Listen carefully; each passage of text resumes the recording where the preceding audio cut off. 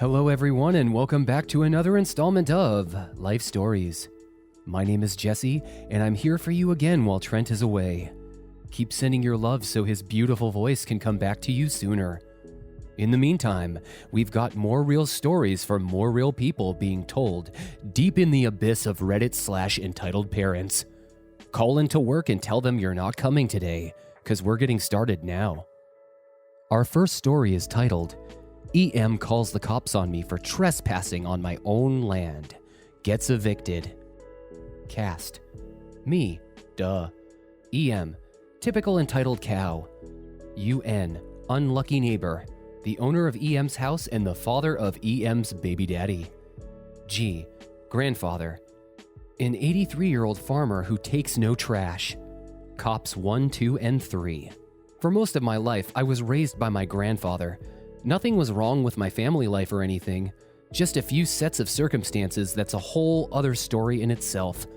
We live in a suburban area surrounded by woods, and he owns about 10 acres into the woods with the boundaries clearly marked by stone walls. One of these stone walls separated G's land from a cul-de-sac, and up until now, we've had zero problems with any of them. In fact, G was usually more than happy to give permission to neighbors who politely asked him to use his land, given they had a good reason. One of these neighbors asked G if he could dump the sticks and leaves in his yard over the stone wall. G agreed, as he rarely uses that part of the property anyway. This will be important later. My grandfather is very healthy for his age and still strong as an ox. That being said, he has a few minor health issues, including vertigo spells, so I've been trying to help him around the yard more and more, as well as just to stay active outside away from crowds with this virus going around. Recently, I've started the project of cleaning up the underbrush around the wooded area. A large pine had fallen a few months before and almost hit one of the porches in the cul-de-sac.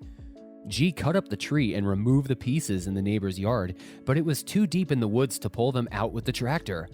This led to me going back to that pine tree and trying to clear a path back to the house from there. I was behind the stone wall, cutting and pulling up saplings when I hear the glass door of the cul-de-sac house open and an angry lady storming out onto the porch in a bathrobe. She was much younger than a typical Karen, I would say mid-20s. "What are you doing here? You can't be here." Why not?" "Because you're trespassing, dumb butt. You think you can just hang out in the woods behind my house with my kids inside? Get the F out of here before I call the cops." At this point, I'm just looking at her trying to figure out what to say. I mean, I get it. It can be a little weird seeing someone in the woods behind your house if you haven't seen them before. "Ma'am, I'm sorry if I scared you, but my family owns this part of the woods. I'm just cleaning up back here. Remember me and G were back here a few months back to take care of that tree that fell down? I just need to clear a path so we can get it out of here." At this point, I thought it was purely a misunderstanding. "Don't be ridiculous. Those were laborers my BF's dad hired. You don't own the land. My BF's dad owns all this." Gestures with her hands. "Now I'll tell you one more time to get out before I call the cops." Now I'm thinking I might be dealing with a genuine idiot, as outside G's boundaries, the woods are owned by the town water plant and don't have public access. But I'm also taken aback that she referred to us as laborers. Guess you're gonna have to call the cops then, because I ain't moving. I don't care what you, your BF, or your BF's dad says. I shrug as I lean back against the wall and pull out my phone to call G to tell him where I was. He tells me he'll be there in a few minutes and to hang tight. She then dramatically proceeds to call 911 and tells them there's a shady individual on her property, refusing to leave, and she's afraid for her life. I start getting nervous at this point, even though all I have on me is a hooked branch cutter.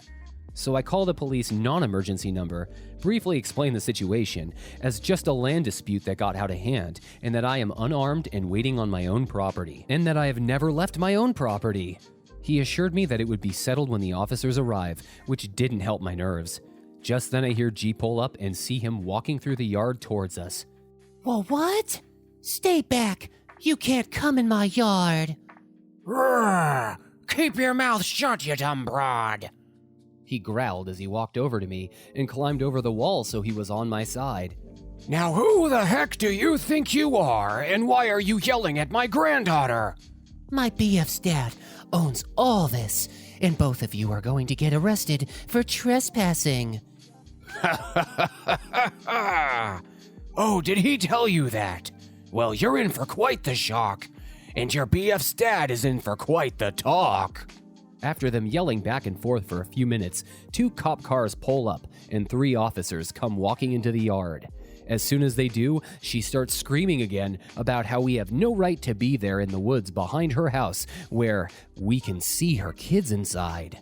Cop 1 looks to G. Sir, do you own the property behind this wall? Yes, sir, I do. Pulls out his wallet to show his address. Cop 1 eyeing his license. Sir, this address is for down the street. Correct, but if you look on Google Maps, it shows the property boundaries of that address reach out through the woods and end at this wall. I hand him my phone, which already has Google Maps opened, showing our exact location within the boundary of the property. Cop 2. Yup, she's right. So what were you all doing back here, if you don't mind me asking? We explained the situation of the tree and how we were working to remove the remnants. Meanwhile, the other officer was taking a statement from EM. I know the owner of this house. He's a good boy. I give him permission to dump his leaves and stuff behind the wall. But I've never seen her before, so I don't know where she got those crazy ideas, but I'm definitely going to have a talk with him when he gets home. She already called him up and he's on his way now. Do you mind sticking around for a little until he gets here? Sure, we got nothing to do. The cops walked us to G's truck where we waited about 10 minutes for UN to pull in. When he did, he immediately walked over to the truck. G, OP, what's going on?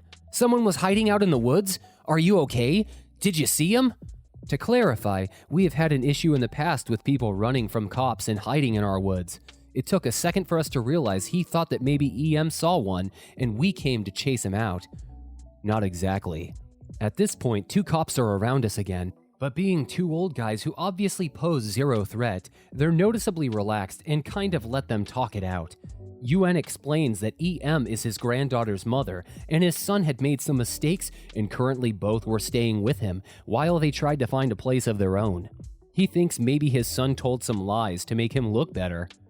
Well, I hate to say it, but your son made some big mistakes. She's crazy. Oh, you have no idea. The other cop is still talking to EM, who won't stop screaming about not wanting us to be able to see into the living room, especially G, a creepy old man. My blood is boiling at this point. G is the type of person who would gladly throw his life away to save a child. Any child, even a stranger's. UN heard this too and ordered EM inside at once. He told the cops he needed to have a talk with both her and his son about their living situation, but they might want to remain nearby in case she tries to call again for whatever reason. Me and G are given the clear to go, but leave our contact information.